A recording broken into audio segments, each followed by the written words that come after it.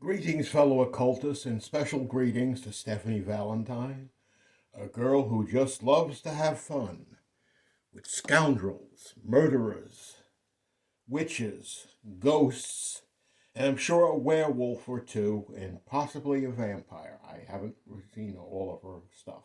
Link will be in description. A girl who wants to have fun. Okay. First off, I have to explain, which is pretty difficult. This is why I hesitated to make this thing and I had to build up my courage. My father was a psychological vampire, psychic vampire, whatever you want to call it. He would allow medical conditions to fester and whatnot. Toward the end of his life, he had a serious cancerous lesion on his face, in one of his eyes, and he let it fester just to distress the people around him. He was not a very nice person. And I believe my mother was also, had this particular trait. And her immediate family had at least two other sisters who were vampires, emotional vampires, that is. And at least one aunt kind of like wasn't affected by this, and she kind of like hardly ever visited the family, even though they lived very close. Well, be that as it may, this may have been the reason that I became sensitive to occultism, growing up with this supernatural evil. As you can see from the surrounding room, let me move out of the way. Supernaturalism doesn't faze me, scare me, or anything like that. You can see some of the artifacts in the background. Okay. I was living with my father at the time, and he was pulling his shit, since I had just moved from outer state into this state and needed to settle down, and there was like his victim for like quite a while. But he was visiting his girlfriend. God knows what he put that woman through. Who knows?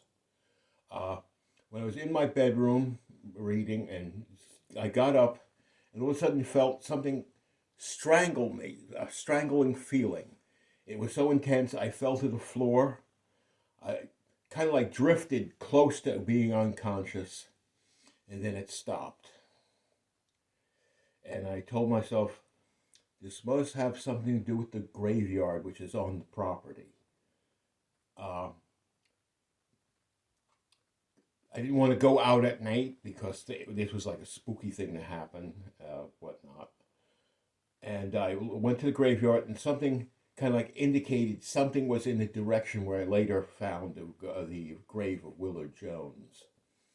I did some scrying and whatnot to find out what was going on, and got a vision of a young man, straight jet black hair, kind of fair skin. I couldn't make out his eye color. And he was like quite enamored with a young lady in his social group. This is before he was sent off to the Civil War, but was too timid or shy to express himself. That might have been one of the things which held him in the graveyard for this over a century. Who knows? But